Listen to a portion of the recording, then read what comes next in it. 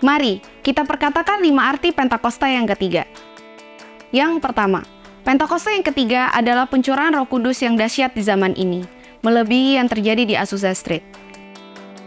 Yang kedua, Pentakosta ketiga akan mengakibatkan penuaian jiwa yang terbesar dan terakhir sebelum Tuhan Yesus datang kembali. Yang ketiga, Pentakosta ketiga akan membangkitkan generasi Yeremia, yaitu anak-anak muda yang dipenuhi Roh Kudus, cinta mati-matian terhadap Tuhan Yesus, tidak kompromi terhadap dosa, dan akan bergerak untuk memenangkan jiwa. Yang keempat, Pentakosta ketiga lahir di Indonesia dan bergerak ke bangsa-bangsa. Gerakan ini dari timur ke barat dan akan kembali ke Yerusalem. Yang kelima, Pentakosta ketiga akan memberikan kuasa untuk menyelesaikan amanat agung, dan setelah itu Tuhan Yesus datang kembali. Mazmur 91. Dalam lindungan Allah. Orang yang duduk dalam lindungan yang maha tinggi dan bermalam dalam naungan yang maha kuasa akan berkata kepada Tuhan, tempat perlindunganku dan kubu pertahananku, Allahku yang kupercayai. Sungguh, dialah yang akan melepaskan engkau dari jerat penangkap burung, dari penyakit sampar yang busuk. Dengan kepaknya, ia akan menudungi engkau. Di bawah sayapnya, engkau akan berlindung. Kesetiaannya ialah perisai dan pagar tembok. Engkau tak usah takut terhadap kedahsyatan malam, terhadap panah yang terbang di waktu siang, terhadap penyakit sampar yang berjalan di dalam gelap, terhadap penyakit menular yang mengamuk di waktu petang. Walau 1.000 orang rebah di sisimu, dan 10.000 di sebelah kananmu, tetapi itu tidak akan menimpamu. Engkau hanya menontonnya dengan matamu sendiri, dan melihat pembalasan terhadap orang-orang fasik. Sebab Tuhan, ialah tempat perlindunganmu. Yang maha tinggi, telah kau buat tempat perteduhanmu. Malapetaka tidak akan menimpa kamu, dan tulah tidak akan mendekat kepada kemahmu. Sebab malaikat-malaikatnya akan diperintahkannya kepadamu untuk menjaga engkau di segala jalanmu. Mereka akan menatang engkau di atas tangannya, supaya kakimu jangan terantuk kepada batu. Singa dan ular tedung akan kau langkahi. Engkau akan menginjak anak singa dan ular naga. Sungguh, hatinya melekat kepadaku, maka aku akan meluputkannya. Aku akan membentenginya sebab ia mengenal namaku. Bila ia berseru kepadaku, aku akan menjawab. Aku akan menyertai dia dalam kesesakan. Aku akan meluputkannya dan memuliakannya. Dengan panjang umur akan kukenyangkan dia, dan akan kuperlihatkan kepadanya keselamatan daripadaku. Shalom saudara, selama bertahun-tahun gereja cenderung memandang generasi muda, terutama anak-anak dan remaja, sebagai gereja masa depan, bukan gereja hari ini. Mereka dianggap belum siap memikul tanggung jawab besar dalam pelayanan. Tugas mereka adalah dipelihara kerohaniannya, dijaga agar tetap setia, dan menunggu sampai cukup umur untuk benar-benar dilibatkan. Namun perkembangan zaman memaksa gereja untuk meninjau ulang paradigma ini. Pada Voice of Pentecost kali ini, kita akan membahas mengenai generasi muda sebagai mitra penyelesai amanat agung. Kita menyaksikan bagaimana generasi muda hari-hari ini mampu bersuara dan memengaruhi ruang publik, baik di gereja maupun di luar gereja. Contohnya, dalam beberapa tahun terakhir, muncul banyak akun media sosial yang dikelola anak-anak muda, membagikan renungan, kesaksian, bahkan pembahasan teologis yang mendalam. Persekutuan doa daring dan komunitas rohani digital juga bertumbuh. Banyak diantaranya digagas oleh generasi muda. Mereka bukan lagi sekedar penonton, tetapi penggerak. Satu hal yang jelas, suara generasi muda diperhitungkan. Alkitab sendiri menunjukkan bahwa Allah tidak pernah membatasi karyanya pada usia tertentu. Dalam Perjanjian Lama, Samuel masih sangat muda ketika dipanggil Tuhan untuk menyampaikan pesan profetik kepada Imam Eli. Pada masa ketika firman Tuhan jarang, Allah justru memilih seorang anak muda untuk memulihkan suara kenabian. Kualifikasi utama bukanlah usia, melainkan kepekaan rohani. Kita juga menemukan kisah seorang gadis Israel yang menjadi tawanan perang dalam rumah Naaman.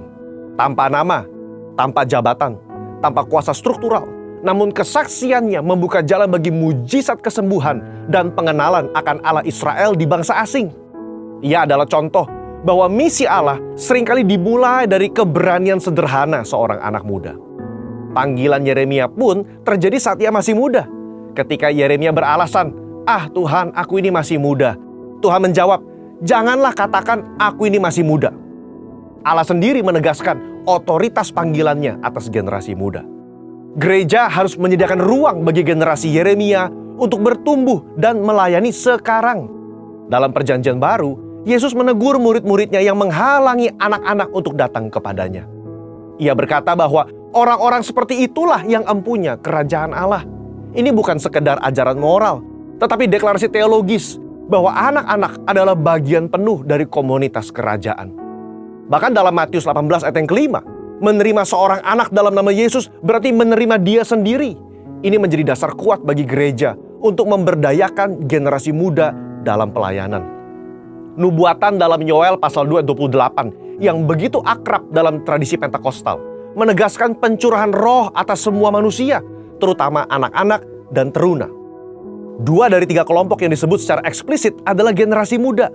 Pertanyaannya, apakah kita masih menunggu penggenapan itu di masa depan atau justru sekarang sedang menyaksikannya hari ini? Jika gereja sungguh rindu menuntaskan amanat agung, maka perubahan paradigma mutlak diperlukan. Yang pertama, ubah paradigma dari konsumen menjadi kontributor. Anak muda bukan sekedar penerima program gereja. Mereka adalah rekan kerja dalam misi Allah. Sebagaimana pernah dikatakan, if you babysit the youth, you will get babies. If you lead the youth, you will have leaders. Generasi yang hanya dihibur akan tetap menjadi penonton. Namun generasi yang dipimpin dan dipercayai akan menjadi pemimpin. Kedua, berikan mereka kesempatan melayani sekarang. Jangan menunggu momen yang dianggap sempurna. Libatkan mereka dalam pelayanan nyata dengan pendampingan lintas generasi.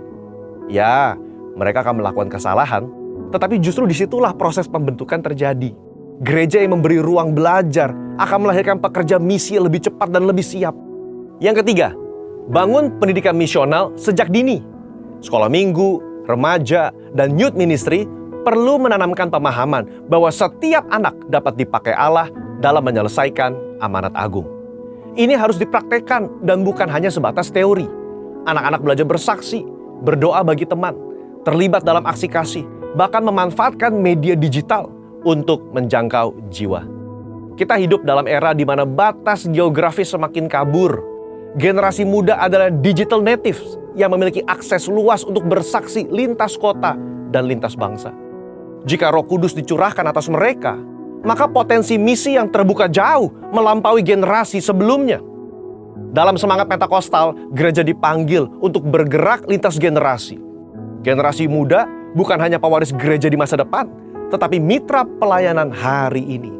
Ketika mereka diberi visi yang menyala, mereka akan memberikan hidupnya bagi visi itu. Sudah waktunya kita berhenti berkata, tunggu sampai mereka dewasa. Justru melalui mereka, amanat agung dipercepat penyelesaiannya. Saudara, untuk penjelasan lebih lengkapnya dari tim teologi kami, silakan buka link yang ada di atas atau scan QR Code yang tersedia. Tuhan Yesus memberkati.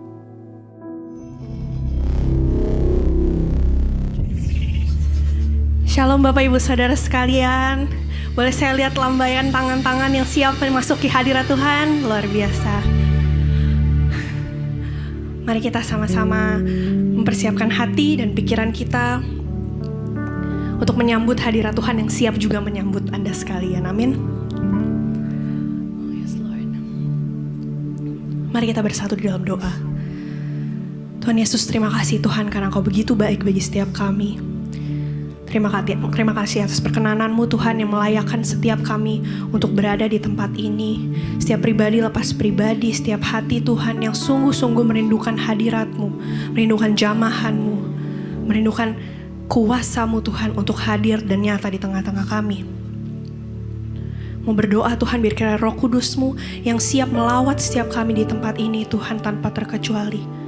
Biarkan Engkau memberkati kami Tuhan, menguduskan kami dan melayakkan kami untuk memuji dan menyembah Engkau dalam roh dan kebenaran. Terima kasih Tuhan. Hanya di dalam nama Tuhan Yesus Kristus.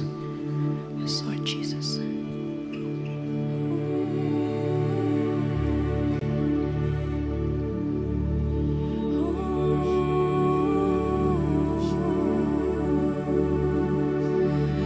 Mari sama-sama kita nikmatin hadirat Tuhan. Kita nikmati kehadirannya, nikmati kasih-Nya, nikmati kemuliaan-Nya. Thank you, Jesus. Oh, you are holy, Lord.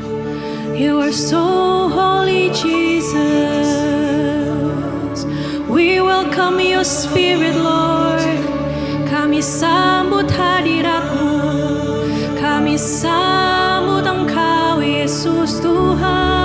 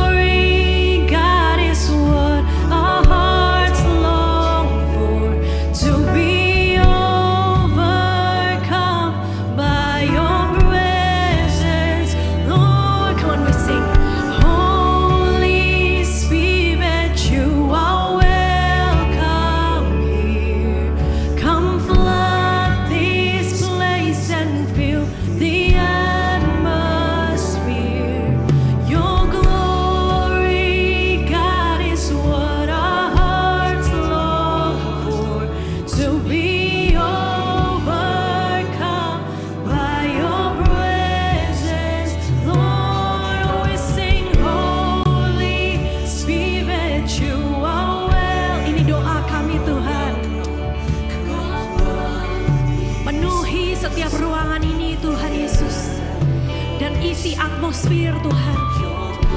Oh, dengan kemuliaan-Mu, dengan kuasa-Mu, Yesus Tuhan. Oh, Jesus, by your presence, Lord. Holy Spirit, you are welcome here. Come flood this place and fill the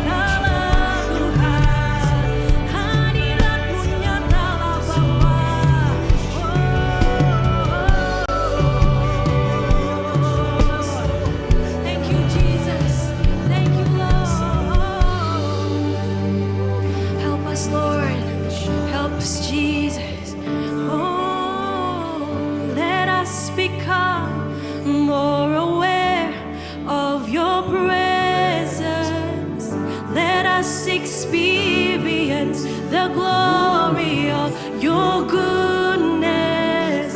Let us become more aware of your presence. Let us experience the glory of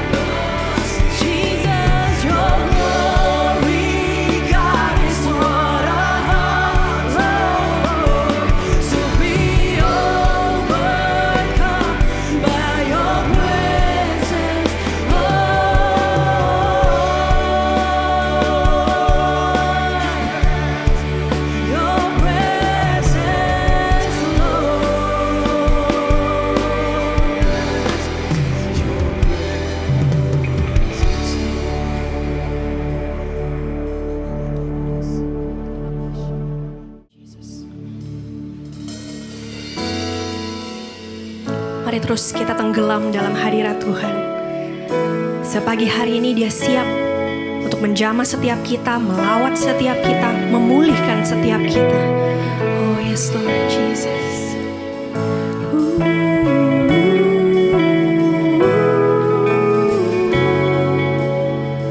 Yes, Lord.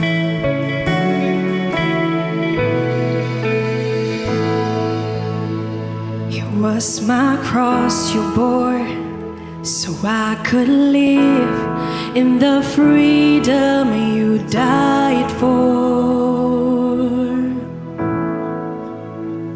And now my life is yours, and I will sing of your goodness forevermore. Come on, we sing.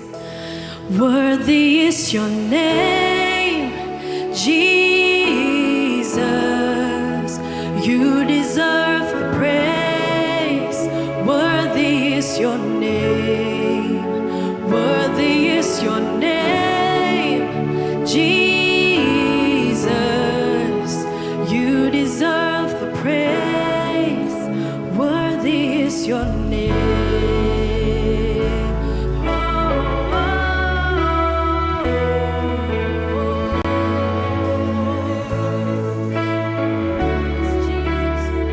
Come on, we sing, testify. And now my shame is gone. I stand amazed in your love undeniable.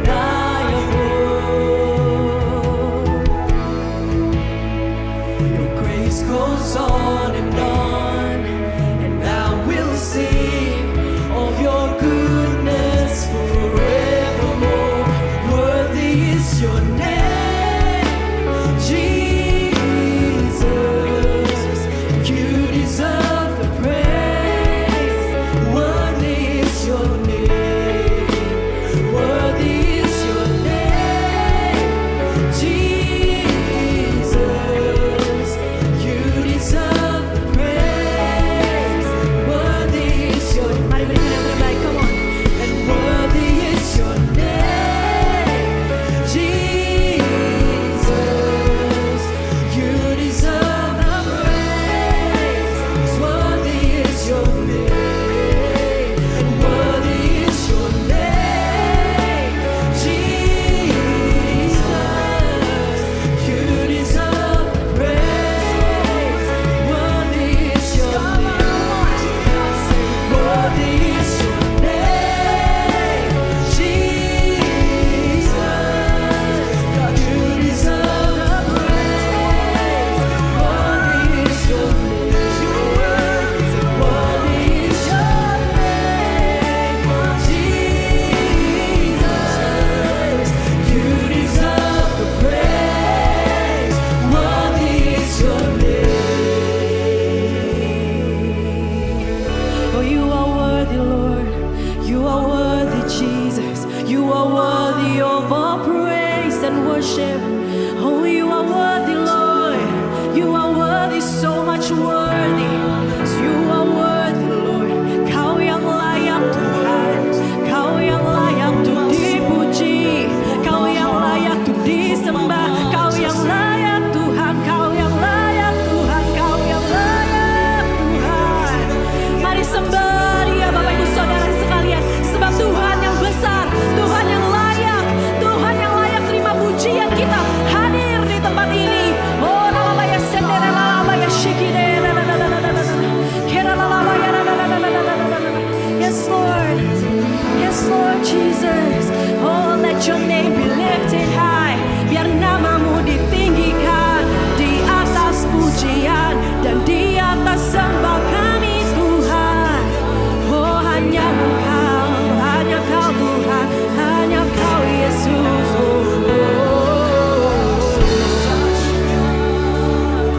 Oh, we sing hallelujah. Oh, come on, we sing. And be exalted now in the heavens as your glory fills this place. You alone deserve our praise. You're the name above all names. Be exalted as your glory fills this place. Amen. You alone deserve our praise. You're the name above all names. Be exalted now in the heavens as your glory fills this place. You alone deserve our praise. You're the name above all names. Be exalted now in the heavens as your glory fills this place. You alone deserve our praise. You're the name above all names. Be exalted now in the heavens as your glory fills this place. You're the name above all names. Be exalted now in the heavens as your glory fills this place. You alone deserve our praise.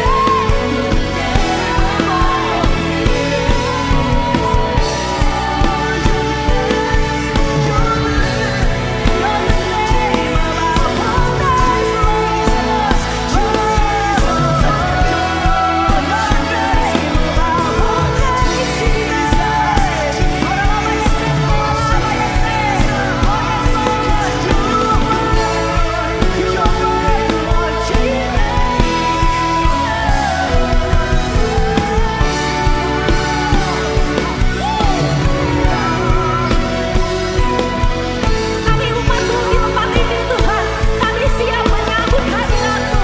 Kami siap memperkatakan Roh-Mu Tuhan Yesus, memperkatakan berkat atas kami, memperkatakan pemulihan atas kami, memperkatakan keselamatan bagi kami Tuhan. Oh, lalabaya sendere, lalabaya syukire, lalalalalalalalala. Mari sama-sama dengan hormat saya cukup kita untuk bangkit berdiri dan dengan iman kita berkatakan bahwa Yesus adalah Yesus Tuhan yang layak untuk disembah. Yesus yang layak disembah. Yesus yang layak dipuji.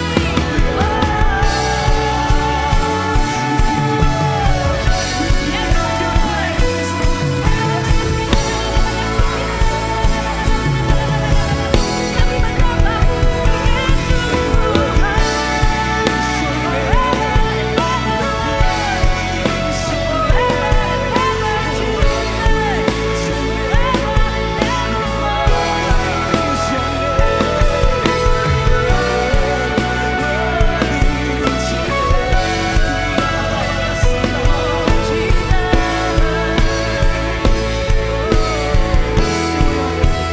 Worthy is your name, Jesus. Come on, church, sing.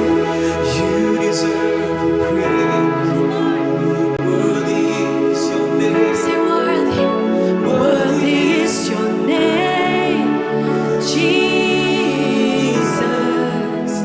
You deserve the praise. Worthy is your name. Come on, louder, church.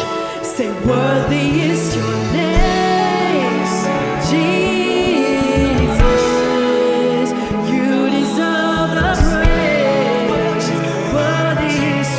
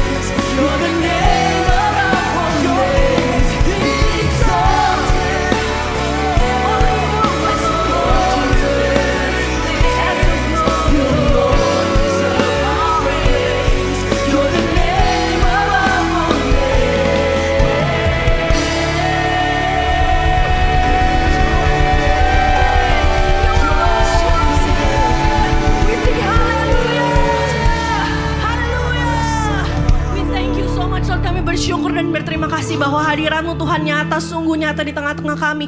Tuhan terus beracara ya Bapa, jangan sampai ada satu pun dari kami Tuhan yang terluput dari kasih setia-Mu, dari lawatan-Mu, dari hadirat-Mu. Sebab kami percaya Tuhan, kalau Engkau sudah berjanji kepada kami, setiap pintu akan dibukakan bagi kami Tuhan, setiap jalan keluar akan diberikan bagi kami ya Bapa, dan tentunya setiap keselamatan tersedia bagi kami. Terima kasih Tuhan, terima kasih buat segalanya. Dan hanya di dalam nama Tuhan Yesus Kristus yang siap untuk memuji Tuhan, sama-sama kita katakan. Sekali lagi berikan tepuk tangan yang meriah buat Tuhan Yesus.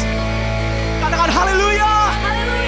Biar segala kemuliaan hanya bagi Tuhan. Amin saudara. Worthy is His name, not our name, but His name, and His name alone. Katakan haleluya.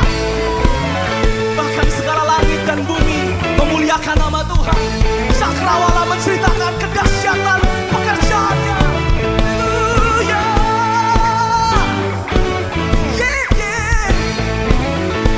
Sama-sama saudara yang tahu lagu ini, sama-sama katakan haleluya.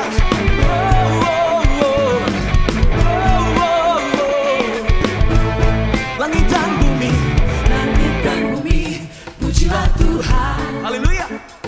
Sebab Dia ciptakan semuanya. Keagungannya mengatasi langit bumi. Sembah sujud di hadapannya. Yang percaya katakan amin. Langit dan bumi, nyanyikan saudara. Langit dan bumi, pujilah Tuhan. Sebab Dia ciptakan semuanya. Bukankah Dia yang ciptakan semua saudara? Mengatasi langit, kita sembah Dia, sembah sujud di. Saya undang sama-sama angkat tangan kita memuji Dia. Ku puji, ku sembah, ku puji, ku sembah Yesus Kristus Sang Penebusku. Ku puji, ku haleluya, ku puji, ku sembah Yesus Tuhan dan Raja. Yang bersukacita katakan haleluya. Ada sukacita Tuhan when we sing our song. Langit dan bumi, pujilah Tuhan. Sebab Dia ciptakan semuanya. Keagungannya mengatasi langit bumi. Sembah sujud. Yang bisa lambaikan tangan, sama-sama kita lambaikan tangan saudara. Ku puji, ku Yesus Kristus, namamu saja. Ku puji, ku sembah, ku puji, ku sembah Yesus Tuhan. Lebih lagi katakan ku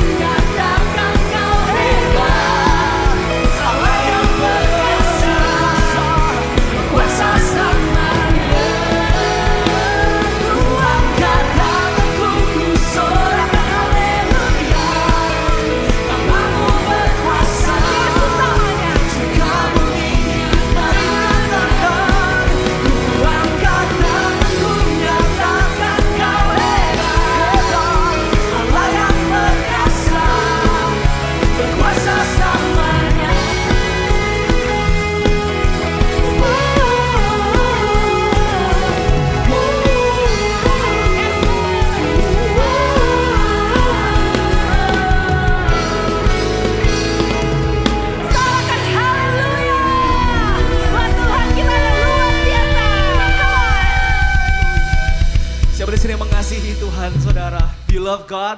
Angkat tangan kalau kita sama-sama mengasihi Tuhan, saudara. Haleluya. Haleluya. Silakan duduk kembali, saudara. Let's stay in the presence of the Lord. Kami percaya Tuhan Yesus. Something is happening, Lord. Something great is happening. Kau sedang bekerja di balik layar, Tuhan. Dalam setiap hati, dalam setiap jiwa, Tuhan. Kami, keluarga kami, saudara kami. Every people that we've seen, Lord. Kau sedang bekerja di kota ini, di bangsa Indonesia, Tuhan. Lawatan-Mu, Tuhan, terjadi. Kau sedang mengerjakan Pentakosta yang ketiga. We see souls upon souls. Jiwa demi jiwa, Tuhan. They seek the Lord and they see the Lord. The things that we cannot do, only the Spirit of God can do it. So we sing this song, Lord. Thank you.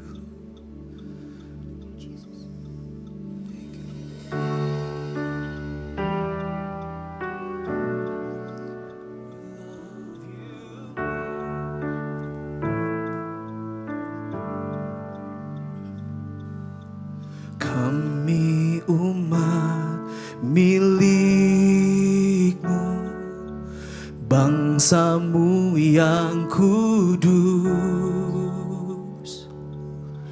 bersujud berseru. Thank you, Lord. Datang kerajaan-Mu, semua suku dan bahasa, imamat rajani dipanggil dan bangkit, bersatu memuji El Shaddai, El Shaddai. Allah Bapa, Putra, Roh Kudus, dimuliakan di setiap generasi.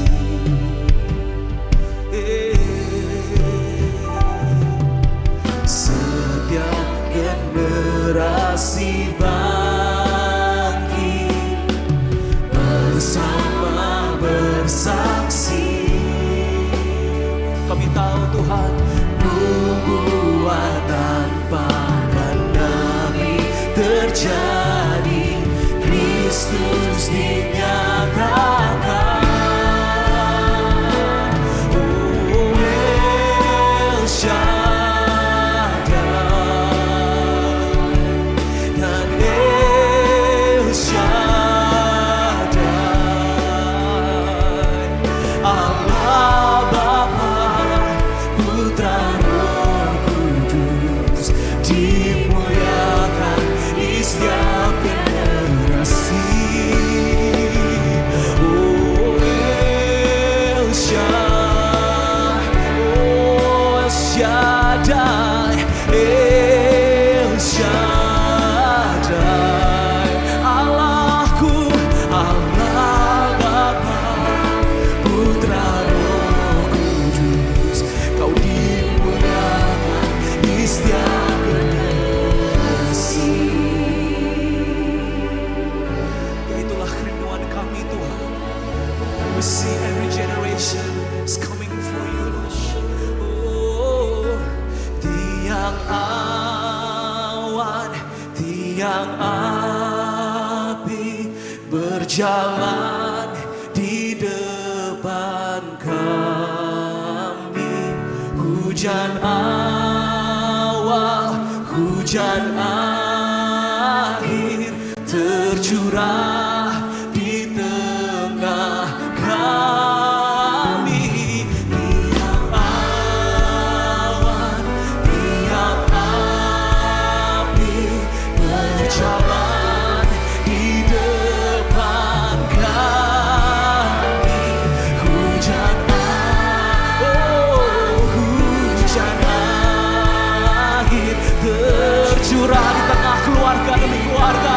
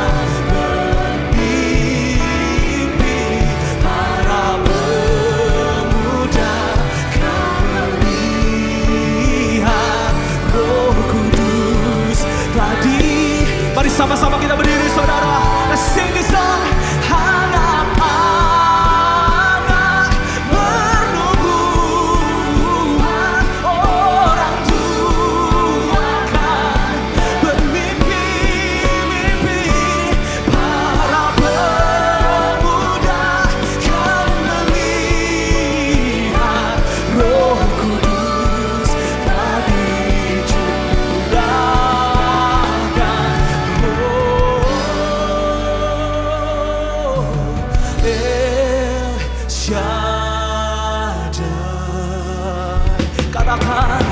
El Shaddai, Allah Maha Besar. El Shaddai, Allahku, ya Bapa, ya Putra, ya Roh Kudus, dimuliakan di setiap generasi. El Shaddai, El Shaddai,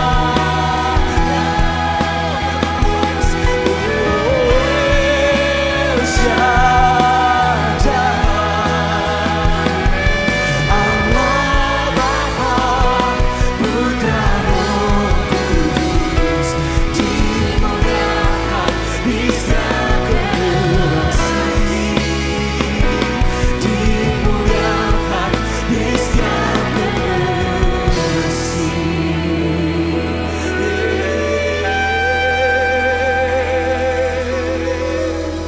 From generation to generation, we sing El Shaddai. Oh, El Shaddai, Allah,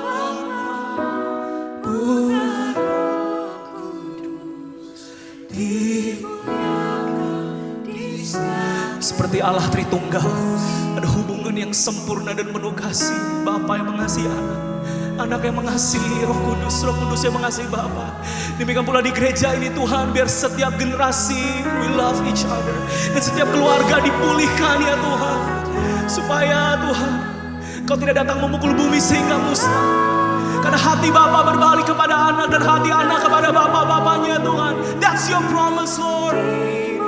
Pada saudara yang sedang membutuhkan pemulihan, come on sing, shout, El Shaddai, oh El Shaddai,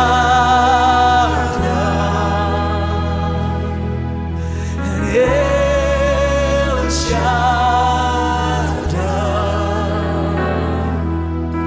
Allah Bapa, Putra, Roh Kudus, dimuliakan di setiap generasi. Mari sama-sama kita ambil waktu untuk menyembah Tuhan, memuliakan Tuhan. Keluarkan suara dari mulut kita. Kalau saudara hari ini datang, mungkin gak bisa fokus, mungkin banyak gangguan. Sama-sama kita keluarkan mazmur kita. Kita berdoa, naikkan syukur.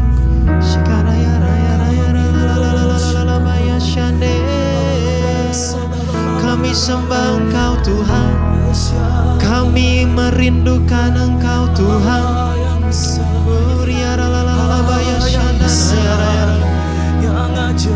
Engkau Allah yang besar, Engkau Allah yang besar, Engkau Allah yang besar.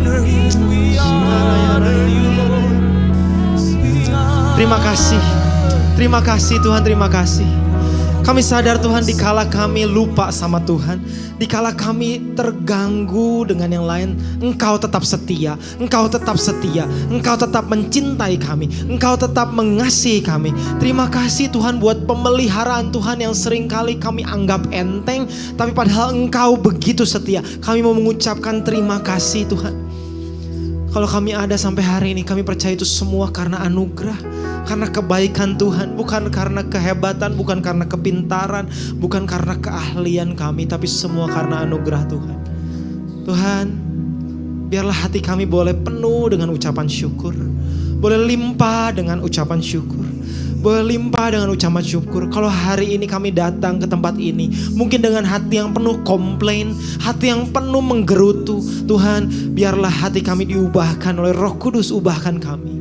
Dengan rendah hati Tuhan, kami mau penuh dengan ucapan syukur. Kalau sebentar kami akan mendengarkan firman Tuhan, biar kami mendengarkan dengan antusias, dengan sukacita, menempatkan firman Tuhan sebagai otoritas yang tertinggi dalam kehidupan kami.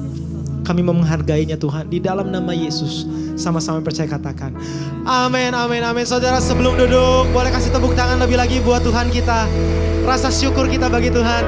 Oke, sekalian sebelum duduk kasih salam kiri kanannya boleh. ucapkan happy Sunday. Yuk sama-sama tunjukkan keramahan, kebaikan di gereja Tuhan.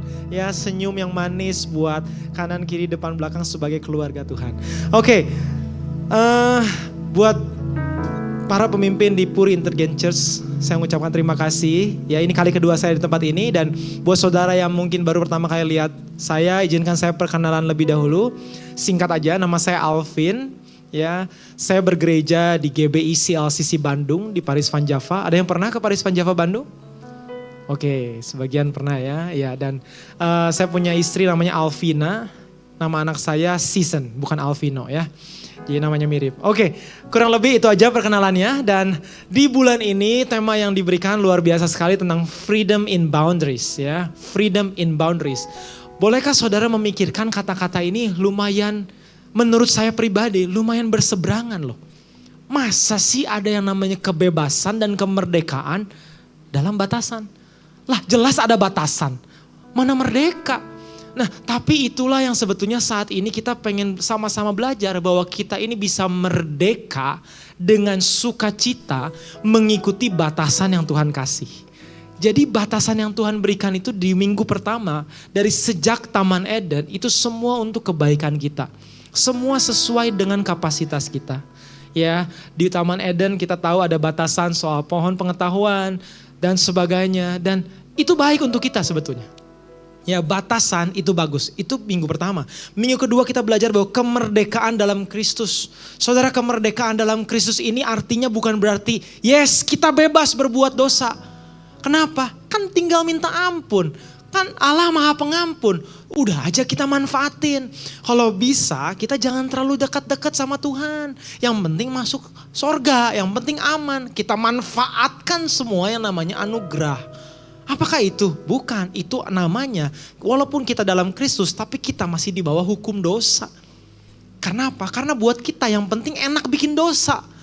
Tinggal minta maaf sama Tuhan. Tapi yang utama jadinya apa? Dosanya dong. Saudara, minggu kedua kita belajar bahwa kemerdekaan dalam Kristus artinya kita bukan hidup seenaknya. Tapi justru jadi semakin merdeka kembali lagi untuk taat pada Tuhan sebagai hamba kebenaran. Nah, di minggu yang ketiga ini kita perlu belajar yang namanya berani berkata tidak. Ya, berani berkata tidak. Freedom in boundaries. Nah saudara, kita mengerti bahwa di Taman Eden, Adam dan Hawa sulit berkata tidak ketika ada tawaran dari luar yang namanya ular. Ya, akhirnya tawaran itu membuat sikap hati Adam dan Hawa ingin memberontak pada Tuhan. Ya, sadarkah saudara bahwa kita ini dalam hidup selalu diperhadapkan dengan 3 suara. Sama-sama katakan 3 suara. Suara tawaran dari luar, entah itu orang tua, entah itu teman padel, entah itu teman basket, entah itu teman hangout, entah itu teman main kartu, main cus, apapun itu saudara. Sadarkah saudara itu menawarkan kita dari luar. Nah, belum lagi tawaran kedua yang jauh lebih sulit. Namanya apa? Tawaran dari diri sendiri. Berapa banyak di antara saudara boleh angkat tangan? Adakah yang suka ngobrol sama diri sendiri dan ngomong sendiri? Boleh angkat tangan saudara? Ya, saya melihat tangan-tangan yang tidak jujur. Kalau saya sendiri sering ngomong sama diri sendiri. Kok gini ya? Mending gimana ya? Saudara, itu sebetulnya diri sendiri kadang seringkali memberikan label terhadap diri sendiri. Kita seringkali menghakimi diri sendiri juga. Itu juga ada yang namanya tawaran. Apakah kita bilang yes atau no? Yang sesuai dengan firman Tuhan walaupun itu perkataan dari diri sendiri. Terakhir pihak yang ketiga dari Tuhan. Bagaimana kalau Tuhan memberikan tawaran? Ternyata Tuhan bilang tidak dan sebagainya. Hari ini kita akan fokus membahas 3 hal ini saudara. Ya, nah yang pertama kita akan lihat bagaimana kalau kita tidak bisa bilang no sama ajakan di luar. Ya, kita akan jadi over commitment. Ada yang komitmennya sangat berlebihan sama grup padel. Sehari main padel 4 jam, 6 jam. Lupa pulang saudara. Over commitment, sangat menghidupi. Ya, ntar kalau nggak grup olahraga apa? Grup hobi intinya saudara. Grup hobi kita bisa berlebihan. Akhirnya lama-lama di area yang lain kita burn out. Karena semua energi kita tumpahkan di satu tempat. Ada yang over commitment di pelayanan. Ya, saya pernah mengalami itu. Tanpa sadar sepertinya baik, bagus. Ya, kalau misalnya saudara aktif di grup hobi, misalnya grup padel, mungkin saudara punya alasan. Iya, buat networking lumayan, buat nambah-nambah network. Siapa tahu bagus buat bisnis, siapa tahu bagus. Oh, belum lagi buat olahraga. Selalu kita punya alasan sebetulnya. Kadang-kadang pilihannya waktu kita mau bilang tidak, bukan antara baik dan buruk, saudara, tapi antara baik dan baik. Ya. Sebetulnya kita akan perlu menyadari bahwa nanti pilihannya antara good or God. Yang baik belum tentu dari Tuhan. Ya, belum tentu Tuhan mau kita melakukan itu. Akhirnya kita tidak ada waktu, kita kualitas menurun. Lama-kelamaan jadi people pleaser. Saudara, saya pernah ada dalam satu titik bahwa saya ini sangat haus penerimaan manusia. Karena itu dasarnya saya approval addict. Saya punya problem besar dalam hal ini, saudara, soal people pleaser ini. Ya, sampai suatu waktu saya ingat sekali bahwa saya pribadi ini susah sekali menolak yang namanya pelayanan. Bekerja buat Tuhan. Ya, tapi tanpa sadar gak seimbang. Waktu sama keluarga gak ada. Waktu berdoa ngajarin anak baca Alkitab enggak. Ya, tanpa sadar saudara, itu semua dasar hati kita perlu dicek. Boleh bilang kiri kanannya bilang, cek hati lu. Cek hati you. Karena kadang-kadang saudara, hati kita ini dasarnya apa? Waktu kita pengennya bilang yes, yes, yes, yes terhadap sesuatu yang mungkin kita susah bilang no. Saya pelajari ternyata dasarnya adalah saya people pleaser. Ya. Dan orang-orang yang susah bilang tidak, akhirnya saya belajar gini, saudara. Kenapa bilang tidak? Karena ini penting. Tapi kalau semuanya terasa penting, artinya tidak ada yang penting. Semuanya kita anggap penting kok, saudara. Salah satu mentor saya ini yang menyebutkan ini, Pastor Alfi Raja Guguk dari GPCC. Dia kalau lagi ngobrol, telepon, lah kalau ngomong ini, semuanya lu ambil. Dan semuanya alasannya lu bilang penting. Berarti yang mana yang penting? Gak ada yang penting dalam hidup lu. Gak ada yang penting dari pilihan-pilihan lu. Iya juga. Karena kita akhirnya gak bisa punya prioritas, saudara. Ya, mana yang penting, mana yang dari Tuhan. Kita bahkan gak bisa menentukan. Di dalam musim-musim hidup kita yang singkat, misalnya anak umur 0 sampai 3 tahun, 3 sampai 5 tahun, 5 sampai 12 tahun.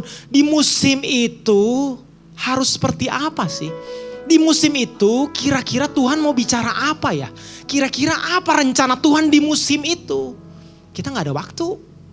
Karena kita mengerjakan sesuatu tawaran dari luar, agenda orang lain yang kita kerjain. Apakah itu dari Tuhan? Gak tahu. Yang pasti itu penting. Kalau semuanya terasa penting, artinya tidak ada yang penting. Itu statement yang luar biasa sekali. Tidak punya prioritas. Ya. Nah saudara, itu ketika kita menghadapi tawaran dari luar. Karena pada akhirnya hidup kita ini kan perlu menyadari kita memenuhi agendanya Tuhan. Kehendak Allah. Nah sekarang bagaimana kalau kita menghadapi perkataan dari diri sendiri, saudara? Apa gimana caranya untuk bisa bilang tidak? Nah kita akan belajar dari satu tokoh namanya Raja Daud. Ya, dari 1 Tawarik 28 ayat 1 sampai 10. Hari ini kita hanya bahas 10 ayat ini aja. Untuk membahas bagaimana ketika suara itu datang dari sendiri dan dari Tuhan. Ya, saudara, Raja Daud adalah seseorang yang luar biasa. Berapa banyak di sini tahu Raja Daud? Boleh angkat tangan? Oke, ternyata gak semuanya tahu. Raja Daud ini dulunya adalah seorang gembala. Gembala 2-3 ekor kambing domba. Ya, dia gak diperhitungkan di rumahnya. Dan ada satu waktu dia berhadapan dengan Goliat yang tingginya 3-4 kali lipat lebih besar dari Raja Daud. Dan dia mengalahkan Goliat. Saat itu dia mulai dipromosikan sama Tuhan. Yang sebelumnya sebetulnya sudah diurapi, dipilih oleh Allah. Dan akhirnya ini titik terakhir waktu dia jadi raja. Raja Daud ini jadi raja. Di titik akhirnya, ya, ibaratnya dia udah punya semua. Mau harta, mau tahta, mau kuasa, semua dia udah punya. Ini titik akhirnya, ini keinginan dia. Nah ini yang perlu sama-sama kita bahas. Ayat yang pertama, Daud mengumpulkan di Yerusalem segala pembesar Israel.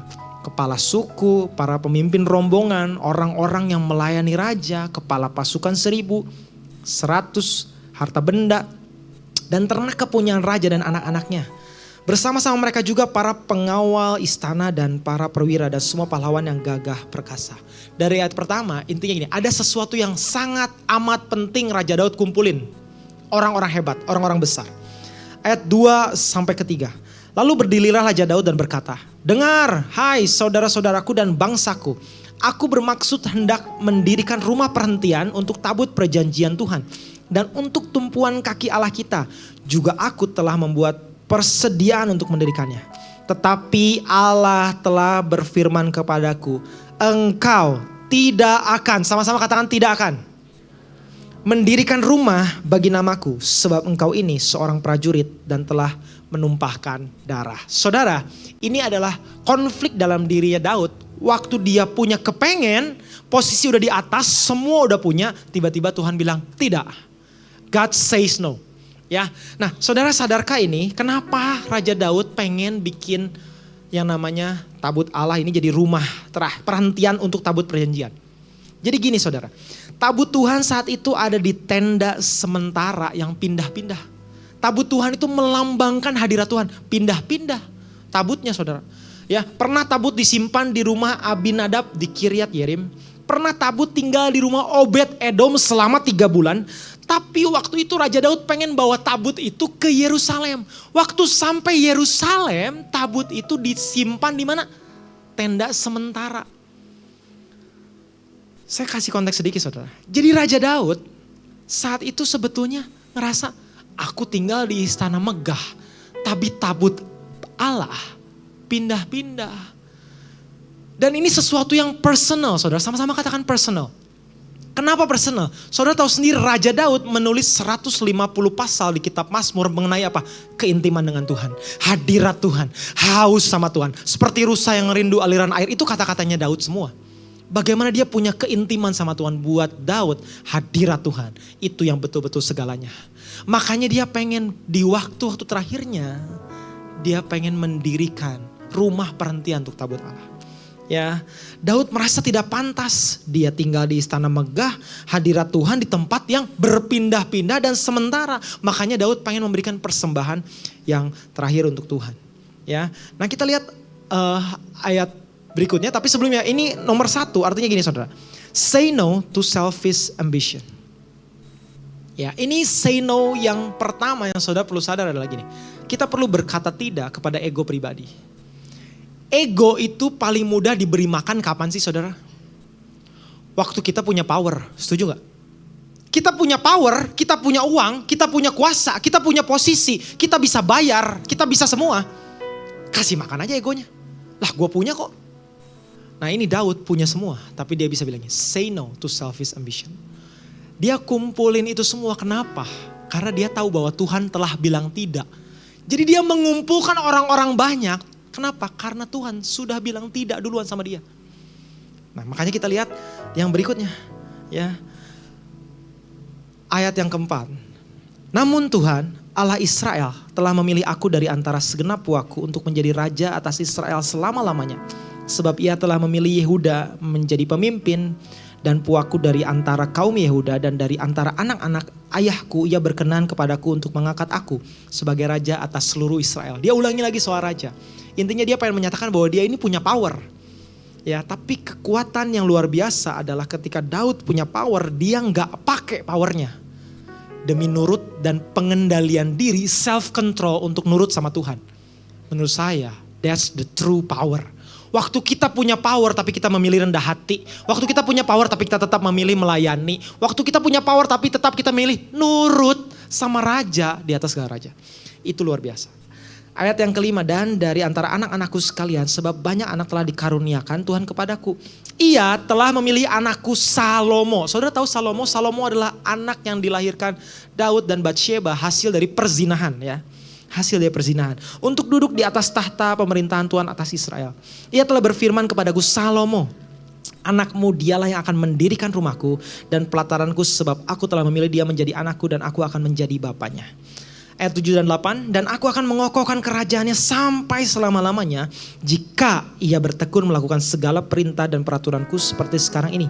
Maka sekarang di depan mata seluruh Israel, di mata seluruh Israel pembesar-pembesar, jemaat Tuhan dan pernah dengan didengar Allah kita, aku berkata kepadamu, peliharalah dan tuntutlah segala perintah Tuhan Allahmu supaya kamu tetap menduduki negeri yang baik ini dan mewariskannya sampai selama-lamanya kepada anak-anakmu yang kemudian.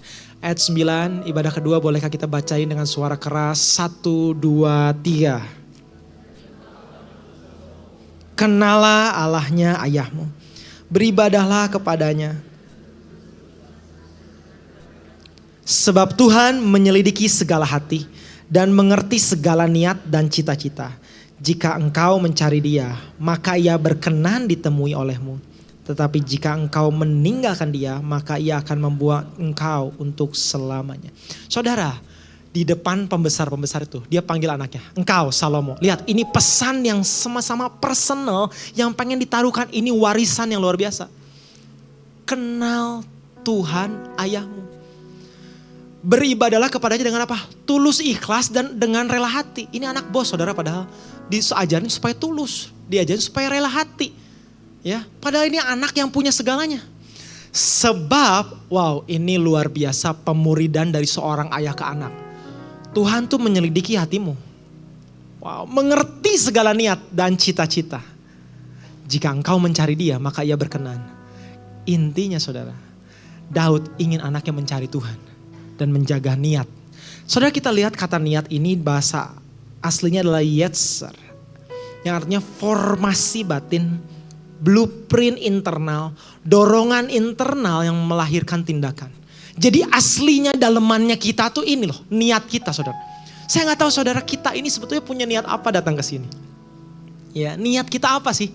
Datang ke tempat ini, datang sama Tuhan, niat kita apa? Saudara gak perlu cerita. Tapi biar kita boleh menyelidiki hati. Karena Tuhan mengerti segala niat. Tuhan mengerti segala niat, saudara. Di sini saya menangkap waktu saya merenungkan ini. Yang diajarkan oleh seorang ayah untuk anaknya. Daud untuk Salomo apa sih? Ketulusan. Sama-sama katakan ketulusan. Tulus. Ya, ketulusan adalah sesuatu yang penting. Karena bisa jadi kita tidak mengikuti ambisi pribadi. Tapi kita mengusahakan kenyamanan pribadi. Bukan Tuhan, tapi kenyamanan. Mungkin kita tidak melawan Tuhan dengan ambisi kita. Tapi kita pengen kehidupan yang mudah. Boleh gak Tuhan hidupnya yang mudah aja? Jangan bikin hidup gue susah. Padahal saudara tahu sendiri bahwa waktu Tuhan Yesus ikut kehendak Bapa, dia di Taman Getsemani, Tuhan kalau boleh cawan ini berlalu. Dan saya yakin di situ kondisinya gak damai itu. Takut, mau disalib kok. Jadi Tuhan pun bahkan punya emosi. Jadi saudara, waktu kita ikut Tuhan, ketulusan dengan tulus belum tentu saudara nyaman. Tapi pelajari motivasi hati kita. Kadang-kadang kita tidak berkata, Tuhan saya mau sukses. Enggak, kita gak ngomong gitu. Tapi kita berkata gini, saudara, perhatikan kata-kata saya. Tuhan, boleh gak jangan ganggu saya? Tapi kalau saya ada butuh, saya ganggu Tuhan. Kalau saya ada butuh, saya ganggu Tuhan. Tapi saya punya rencana nih. Apalagi punya schedule, ritme nih. Jadwal padel gitu kan. Jadwal main. Jangan diganggu. Tapi kalau saya lagi perlu, saya butuh, saya cari Tuhan ya. Tapi doa kita gak gitu. Doanya kata-katanya baik. Tapi sebetulnya waktu kita mulai cari Tuhan, pada saat kita lagi butuh. Dan kita gak mau diganggu. Schedule, ritme, habit, rutinitas. Please Tuhan, jangan ganggu. Ya, jadi poin nomor 2. Waktu kita say no to ego yang ambisius. Say no to impure motivation. Kalau kita sebetulnya ikut Tuhan dan sebagainya gak punya ketulusan. Siapa sebetulnya yang jadi Tuhan? Apakah diri kita sendiri? Ya, say no to impure motivation. Ketulusan adalah Tuhan sebagai alasan utama di balik semua keputusan. Ketulusan adalah benar-benar Tuhan sebagai pusatnya. Ketulusan adalah tetap haus, rindu, bergairah dengan Tuhan. Karena pribadinya dan kehadirannya saja, bukan bonus-bonusnya. Ketulusan berarti rela kehilangan yang lain. Selama Tuhan tetap pusatnya. Saudara, saya ingin kita lebih jauh ke sini karena saya berharap sekali kita perlu sama-sama menguji.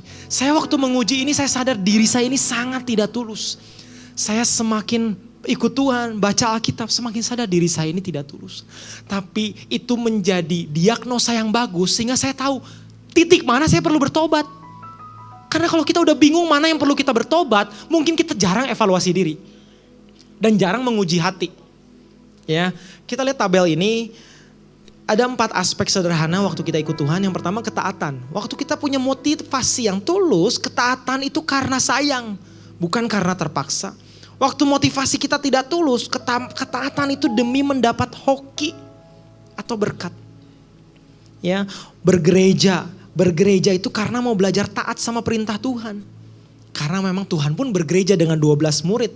Ya, waktu motivasi kita tidak tulus, bergereja, perhatikan, supaya kita kelihatan saleh. Iyalah kan gue Kristen. Jadi gue bergereja. Dan masuk lebih dalam lagi soal melayani. Melayani itu lahir dari ucapan syukur. Karena kerinduan untuk memberi bagi Tuhan, memberi energi, memberi waktu untuk pekerjaan Tuhan. Tapi waktu kita motivasinya gak tulus, melayani itu supaya lebih saleh dan memiliki kehidupan rohani yang berkualitas. Saudara, kadang-kadang kita sekarang di era sosial media, di era pencitraan ini, kita pengen punya hidup yang berkualitas. Era pencitraan ini kita pengen gimana? Kerjaan bagus, keluarga rukun, terus kita kelihatan setiap minggu happy Sunday posting di IG story. Itu kayaknya bagus banget saudara, itu hidup yang berkualitas kelihatannya. Tapi sebetulnya jujurkah kita, emang kita benar-benar mengutamakan Tuhan? Apakah kita bisa bilang gini bahwa you are the only one that I really want. Satu-satunya yang kita rindukan. Ya, yuk kita bergerak kepada motivasi hati yang tulus. Pengejaran kehendak Tuhan. Untuk mengasihi Tuhan dan kerinduan untuk mengenal. Ya, seperti Raja Daud tadi. Tapi waktu kita punya motivasi yang tidak tulus, kadang-kadang waktu kita tes panggilan hidup, tes calling. Apa ya kira-kira panggilan hidup saya, tujuan hidup saya. Kenapa pengen tahu itu semua? Karena kita pengen dapat sensasi, fantasi dari kehidupan yang spektakuler. Iyalah kalau itu dari Tuhan harusnya spektakuler. Harusnya mendatangkan semua yang spektakuler di mata dunia. Saudara, hati-hati dengan hal ini. Tanpa sadar saya sering kali terjebak di situ. Saudara, waktu saya mempelajari tokoh Musa aja contohnya. Musa dijanjikan tanah perjanjian, tapi sebetulnya di akhir hidupnya Musa gak pernah sampai tanah Kanaan. Dia meninggal di padang gurun. Ya, tapi kalau bisa dibilang bahwa dia mengerjakan kehendak Tuhan. Daud tidak sempat membangun bait Allah seperti yang kita baca tadi. Tapi dalam kitab Kisah Para Rasul jelas tertulis bahwa dia adalah seseorang yang berkenan di hati Tuhan. Ya, Daud berbuat dosa, tapi Daud bertobat dan kembali taat. Ya, saudara, waktu kita punya motivasi yang tulus, hati yang tulus, kita akan lebih mudah melihat Tuhan. Karena memang Tuhan aja yang kita mau, hanya Tuhan saja. Ayat terakhir, ya, ayat terakhir, yang tidur boleh bangun. 1 Tawarik 28 ayat 10, sama-sama kita bacain dengan keras lagi ayat ini. 1, 2, 3. Sebuah rumah menjadi tempat kudus, kuatkanlah hatimu dan lakukanlah itu. Saudara, ayat 9 dan 10 ini konteksnya dia lagi ngasih pesan ke anaknya. Ya, seorang ayah yang menasehati anaknya di perusahaan besarnya yaitu kerajaannya. Kata kudus ini menarik sekali saudara. Kekudusan itu bukan pertama-tama tentang kesempurnaan moral. Tetapi tentang kepemilikan. Ya. Sesuatu menjadi kudus karena milik Tuhan. Makanya kita ditebus menjadi miliknya. Saudara, dikuduskan, bukan kita menguduskan diri. Itu perjanjian baru. Ya. Dan kalau kita bicara soal bait Allah, perjanjian baru, coba saudara search di perjanjian baru. Apakah di perjanjian baru gereja adalah mega church yang ada di mall? Gak ada. Gereja adalah kita. Coba saudara bilang kiri kanannya, kamu gereja. Kamu gereja. Tempat kudus, kepunyaan Tuhan. Sehingga dimanapun kita berada, sebetulnya kita adalah gereja yang berjalan. Amin saudara. Kita adalah gereja yang berjalan. Orang kudus bukan orang yang sempurna, tetapi orang yang selalu tersedia bagi Tuhan. Kenapa kita tersedia? Sederhana, kita milik Tuhan kok. Hidup yang selalu tersedia, selalu mau menjadi saluran kemuliaan Tuhan. Karena bicara tentang mendirikan sebuah tempat kudus, artinya kita siap menjadi bait Allah kemanapun kita berada. Jadi saudara, poin yang ketiga terakhir. Poin 1, say no to selfish ambition. Poin 2, say no to impure motivation. Tapi ketiga, never say no to God's agenda. Jangan pernah bilang tidak kepada agendanya Tuhan. Jangan pernah bilang tidak. Saudara, sadarkah bahwa firman Tuhan selalu mengajarkan agenda yang sederhana? Waktu Yesus ditanya apa sih hukum yang terutama? Apa sih hukum yang pertama? Kasihilah Tuhan Allahmu, kasihilah sesamamu. Waktu Tuhan ditanya waktu terakhir kali Yesus sebelum naik ke surga, apa yang disuruh? Jadilah murid dan memuridkan. Sederhana sekali saudara. Sederhana sekali. Jadi itu sebetulnya agenda Tuhan yang setiap hari harus ada di kepala kita. Never say no to God's agenda. Berapa banyak di antara kita setelah keluar dari ruangan ini kita gak pernah berpikir agendanya Tuhan. Gak pernah berpikir bagaimana mengasihi sesama di tempat kerja. Gak pernah berpikir mengasihi sesama di tempat kita studi. Gak pernah berpikir bagaimana menyatakan Tuhan di keluarga. Spiritual conversation tidak pernah terjadi di keluarga. Saudara, never say no to God's agenda. Panggilan Tuhan sederhana sekali, Tuhan. Mengerjakan pekerjaan Tuhan. Dimuridkan, memuridkan. 13 tahun lalu saya pertama kali mengalami Tuhan bertobat. Saya ingat sekali momen itu. Sampai hari ini saya mencoba melakukan ini. Dan berjalannya waktu saya semakin sadar. Saya gak konsisten. Saya seringkali tidak tulus. Saya pilih-pilih orang dalam mengasihi. Saya coba terus koreksi hati saya. Tuhan, ini semua saya melakukan untuk Tuhan.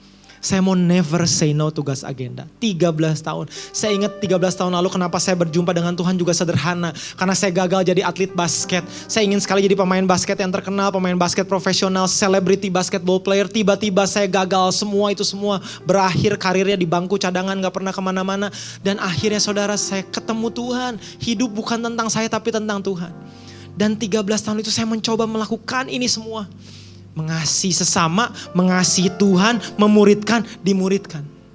Saudara, tahun lalu saya mengalami sesuatu yang wow, setiap tahun ada sesuatu yang Tuhan buat. Karena bagian Tuhanlah pertumbuhan, bagian Tuhanlah kesembuhan. Bagian saya apa? Never say no to God's agenda. Kerjain aja. Ya, tahun lalu beberapa mujizat saya senang sekali terjadi. Ya, saya mendoakan beberapa pasangan yang ingin punya anak. Ada 3 pasangan akhirnya Tuhan percayakan anak. Ya, dan ada satu pasang yang saya berkati pernikahannya namanya Tobias dan Karina. Ya, Karina ini suatu hari tiba-tiba perutnya sakit sekali. Sakit sekali. Dia cek dan akhirnya divonis waktu itu di Penang, Malaysia 99% kanker ovarium. 99%. Saya gak pernah tahu perjalanannya. Perhatikan dengan baik, karena saya menjalani hari seperti biasa sebagai guru olahraga, sebagai pelatih basket, sebagai pendeta. Saya jalani hari seperti biasa. Tapi hari itu istri saya tiba-tiba chatting gak berhenti. Coba lihat instastorynya, dia bakal dioperasi besok. Boleh gak malam ini kita berdoa buat dia? Sederhana sekali saudara. Ya, berdoa buat dia. Ya, saya ingat sekali momennya hari itu. Jadwal saya jam 7 sampai 4 di sekolah. Setelah itu saya kuliah teologi. Waduh, gimana ya? Ya udah deh, gak pernah ada kepikiran gimana-gimana. Tapi never say no to God's agenda. Saat itu saya ingat sekali saya doa malam sebelum dia dioperasi, video call. Saya masih pakai headset dengerin kuliah teologi. Dilepasin akhirnya, saya bilang, kamu pimpin doa deh. Istri saya yang pimpin doa. 99% kanker ovarium, saudara. Besok paginya, saudara, ini yang terjadi. Puji Tuhan. Dokter menyampaikan kabar yang luar biasa. Karina tidak menderita kanker ovarium. Yang ditemukan adalah tumor jinak besar di ovarium kiri yang berhasil diangkat sepenuhnya. Di ovarium kanan terdapat kista darah yang menyebabkan ovarium yang kanan bengkak. Dan seterusnya. Ini chattingan dia. Saya bilang, mau gak kamu kesaksian? Enggak, boleh gak saya kirimkan lewat WhatsApp aja? Oke. Dan saya bacain yang merah aja ya. Hari ini Karina sudah pulih dan kembali normal seperti sedia kala. Kasih tepuk tangan buat Tuhan kita. Kami belajar bahwa Tuhan Yesus selalu baik.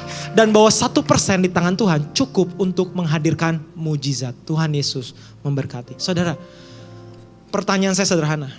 Kalau hari itu saya nggak berdoa, bisa nggak Karina sembuh? Tuhan yang sembuhkan? Bisa.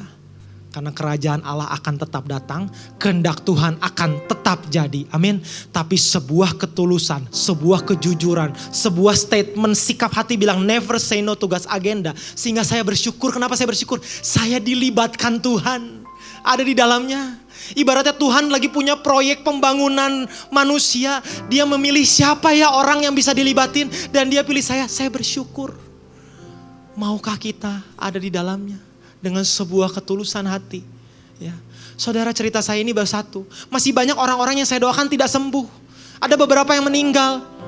Saudara, maksudnya apa ini? Kerajaan Allah akan tetap datang. Karena doa Bapa kami apa? Datanglah kerajaanmu. Jadilah kehendakmu di bumi seperti di surga. Ada beberapa pasangan juga yang keluarganya, pernikahannya bermasalah. Saya berdoa, ketemu konseling dan sebagainya. Kok gak berubah-berubah? Tapi never say no to God's agenda. Kalau itu ada di depan mata kita, maukah kita doakan? Maukah kita tetap mengasihi? Kasihilah Tuhan Allahmu, kasihilah sesamamu. Itulah hukum yang terutama dan yang pertama. Pergilah, jadikanlah semua bangsa murid. Makanya kita datang ke gereja jangan cuma hari Minggu. Ikutan cool, ikutan lebih lagi. Cari mentor, sampai usia berapapun cari mentor. Kenapa? Never say no to God's agenda. Kalau doa kita belum dijawab dan sebagainya, karena itu bagian Tuhan. Bagian kita, kerjakan agendanya.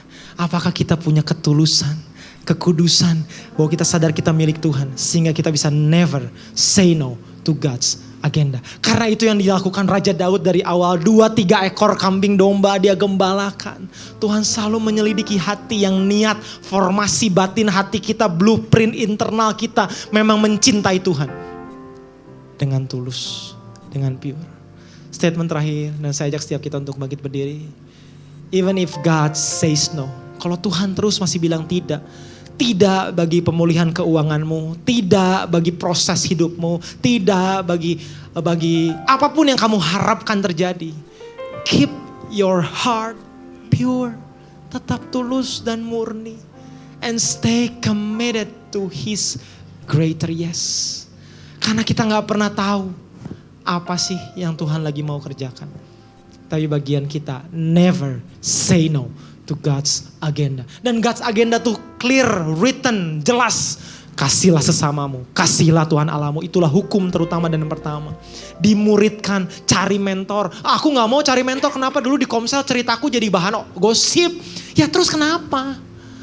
Namanya juga di manusia gak sempurna kok. Never say no to God's agenda. Masuk lagi, yang penting lihat Tuhan. Saya juga ditipu di Komsel beberapa kali, saudara. Ya, anak datang masuk ke Komsel, nipu identitas, nipu segala macam. Saya ditipu beberapa kali. Tapi itulah ujian kemurnian.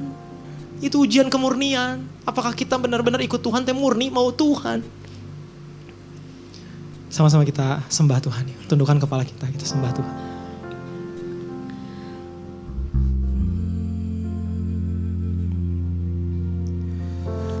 Lord, I give you my heart. Yes, God. Give you my soul. I live for you alone. Every breath that I take, every moment I'm away. Lord, have your way in me. Lord, have your way in me.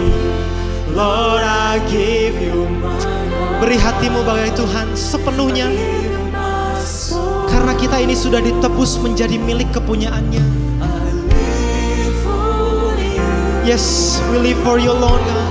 Every breath that I take, every moment I'm away. Lord, have you. Lebih lagi angkat tanganmu sembah Tuhan, katakan, Lord, I give you my heart. Kami mengangkat tangan sebagai bukti penyerahan kami, Tuhan. Sebagai bukti penyerahan hidup kami pada Tuhan. I live for you, Lord. Every breath that I take, every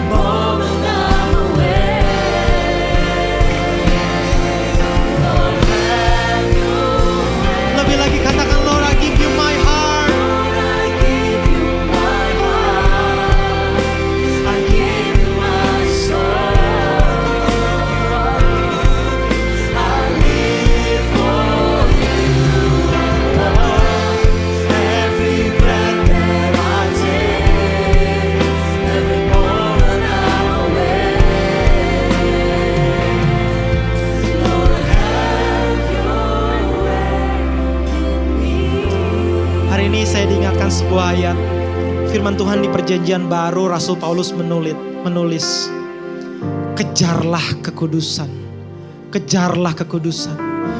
Karena tanpa kekudusan kita tidak bisa melihat Tuhan.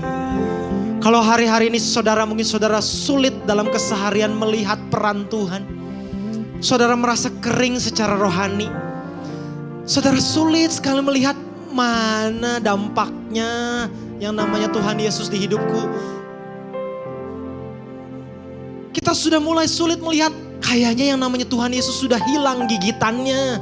Taringnya hilang, gak berasa, gak ada gairahnya. Saudara, kejarlah kekudusan, kejarlah kekudusan. Karena tanpa kekudusan kita tidak bisa melihat Tuhan. Kekudusan selalu bicara tentang kepemilikan, bahwa kita ini milik Kristus. Hari ini saudara, buat kita yang mau dengan rindu, dengan tulus hati, menyerahkan hati kita, hidup kita lebih lagi, recommitment for Christ. Taruh tangan kananmu di dada. Kita mau sama-sama berdoa. Kita mau sama-sama berdoa. Sehingga seperti Raja Daud yang berkata, seperti rusa yang merindukan aliran air, demikianlah hati kami merindukan Engkau Tuhan. Raja Daud berkata, lebih baik 1 hari di pelataranmu daripada 1000 hari di tempat lain. Punyakah kita kerinduan itu? Biar hari ini kita ada kerinduan mendalam lebih lagi. Ada kebangunan rohani dalam diri kita lebih lagi. Sehingga kehidupan rohani bukan hanya hari Minggu selama 2 jam. Tapi dari setiap harinya kita melihat Tuhan. Dengan kekudusan kita bisa melihat Tuhan. Dengan kekudusan kita melihat Tuhan. Dan bersyukur bahwa kekudusan itu adalah pemberian dari Allah. Itu adalah pemberian dari Allah. Bukan kita yang mengusahakannya. Tapi lewat karya Yesus Kristus di kayu salib. Kekudusan itu menjadi milik kita. Tuhan, Kau melihat anak-anak-Mu yang menaruh tangan kanan di dada Tuhan. Biar ada kerinduan lebih lagi. Kerinduan lebih lagi Tuhan. Roh Kudus tercurah. Roh Kudus tercurah sehingga kami bisa mengalami. Ada kehausan, gairah, rindu. Mau lebih lagi melihat Tuhan. Kehendak Tuhan di dalam nama Yesus. Tuhan, berdoa di dalam nama Yesus Tuhan. Sehingga ada ketulusan, kemurnian itu yang lahir karena itu pemberian Allah. Karena yakin secara hati kami manusia licik. Secara hati kami penuh dengan kedagingan. Tapi Tuhan, kami mau mengalami pertobatan. Karena kami mau lihat Tuhan. Tuhan, berdoa Tuhan di dalam nama Yesus, kami mau mengalami Tuhan lebih dan lebih lagi Tuhan. Kami mau say no kepada ego kami Tuhan. Kami mau say no kepada sesuatu yang tidak murni. Tapi kami tidak mau say no kepada agendanya Tuhan. Karena hidup kami ini miliknya Tuhan. Terima kasih Tuhan, terima kasih. Tuhan, berdoa Tuhan biar firman Tuhan ini bukan hanya sekedar jadi pengetahuan. Bukan hanya sekedar jadi pengetahuan. Bukan hanya sekedar memberikan sensasi di hari Minggu.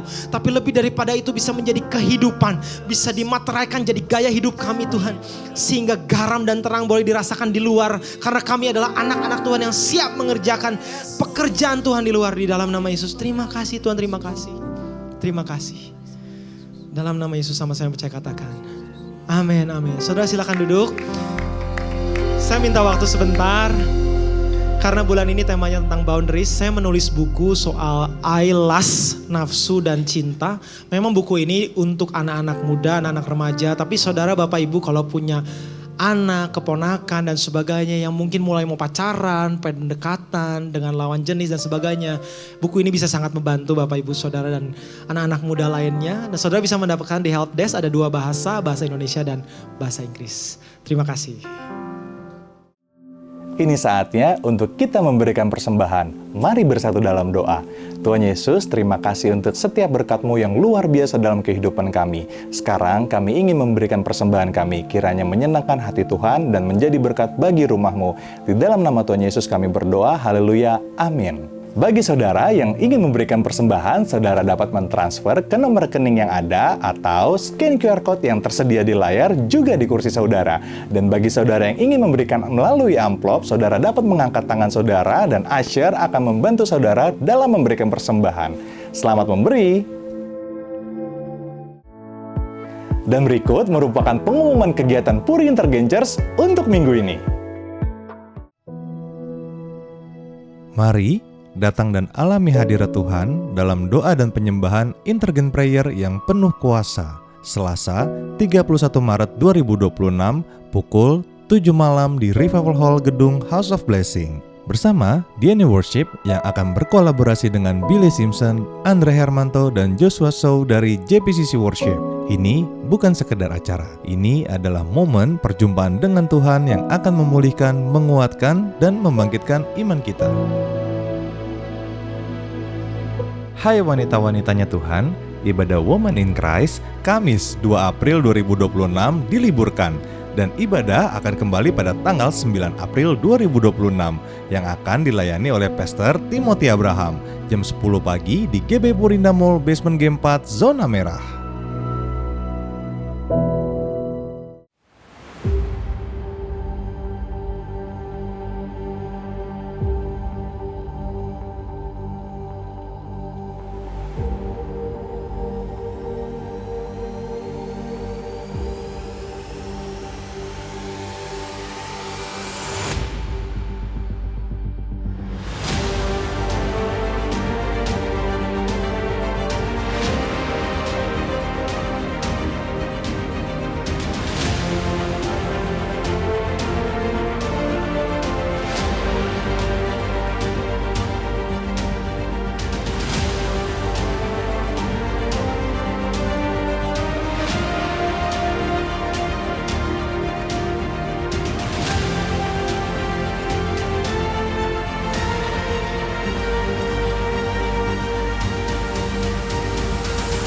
Di kayu salib, kasih terbesar dinyatakan. Yesus memberikan hidupnya supaya kita menerima keselamatan dan pengharapan yang baru. Puri Intergangers mengundang saudara untuk menghadiri ibadah Jumat Agung pada Jumat 3 April 2026 di gedung House of Blessing pukul 8 pagi, 10.30 dan 13 siang. Ibadah akan dilayani oleh Pastor Samuel Gunawan dan Pastor Dio Angga Pradipta. Mari datang bersama keluarga dan orang-orang terkasih untuk merenungkan pengorbanan Kristus dan mengalami kasih-Nya yang memulihkan. Ministry Fair hadir kembali. Perjalanan iman kita tidak berhenti hanya dengan datang dan duduk beribadah setiap minggu. Tuhan rindu kita juga terlibat, melayani, dan menjadi berkat bagi banyak orang. Ada 13 bidang pelayanan yang membuka kesempatan bagi saudara semua. Setelah ibadah hari ini, kami mengundang saudara untuk menghampiri booth Ministry Fair yang sudah kami siapkan. Silakan lihat-lihat, tanya-tanya, dan juga jangan ragu untuk mendaftarkan diri. Dan untuk saudara yang mendaftar, jangan lupa ya, akan ada pertemuan khusus pada hari Sabtu 18 April 2026. Di sana, saudara akan mendapatkan pembekalan sekaligus bisa berkenalan lebih dekat dengan tim setiap departemen sebelum Anda bergabung. Jangan tunggu lagi, yuk keluar dari zona nyaman, ambil langkah iman saudara hari ini, dan biarkan Tuhan memakai hidup saudara secara luar biasa melalui pelayanan.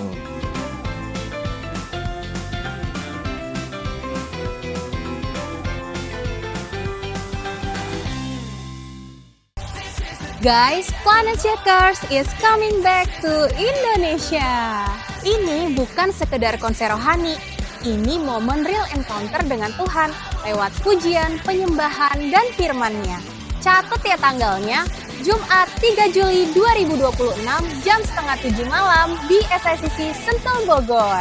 Registrasi umum dibuka tanggal 7 April 2026 jam 12 siang di website resmi gbIgatsu.id/planetshakers2026. Tapi khusus Ryan dan cabang GB Gatsu, kalian bisa daftar sekarang melalui gereja lokal kalian sebelum registrasi umum dibuka. Yuk, jangan sampai terlewat. Ajak teman-teman kamu dan pastikan kamu ambil bagian dalam momen ini. See you there! Pemesanan tiket Planet Shakers bisa dilakukan dengan menghampiri helpdesk setelah ibadah ini selesai. Atau saudara bisa hubungi admin di nomor berikut.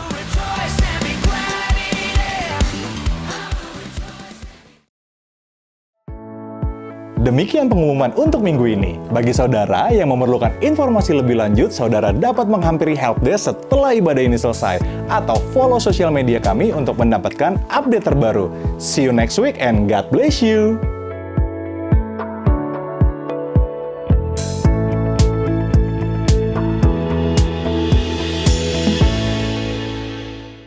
Saya undang kita semua bangkit berdiri, kita tutup ibadah pada hari ini di dalam doa. Terima kasih ya Bapa, terima kasih ya Tuhan. lebih dari apa yang kami terima. Kami mengucap syukur jika di hari ini kami boleh sekali lagi diberi kesempatan untuk merasakan hadirat-Mu. Bahkan kami boleh mendengar kebenaran firman-Mu melalui hamba-Mu Pastor Alvin. Sebab itu kami bersatu hati untuk hamba-Mu yang setia, untuk keluarganya, untuk pelayanannya. Kami percaya bahwa Pastor Alvin akan Kau pakai lebih dahsyat lagi. Terima kasih ya Tuhan, terima kasih ya Bapa. Dan jika sebentar hamba-Mu akan melepaskan berkat-Mu, biarlah otoritas-Mu turun atas hamba-Mu. Mari kekasih-kekasih Tuhan, umat pilihan Tuhan, angkatlah kedua tanganmu dan bukalah hatimu. Pulang dan terimalah segala yang baik, bahkan yang terbaik dari Allah Bapa di surga, melalui cinta kasih daripada Tuhan Yesus Kristus dan persekutuan manis daripada Roh Kudus yang membuat hidupmu berlimpah-limpah dengan berkat, sukacita, bahkan damai sejahtera dari Tuhan yang menyertai kita semua mulai daripada hari ini sampai Tuhan datang kali yang kedua. Yang setuju Tuhan baik, sama-sama katakan amin. Happy Sunday, Tuhan Yesus memberkati.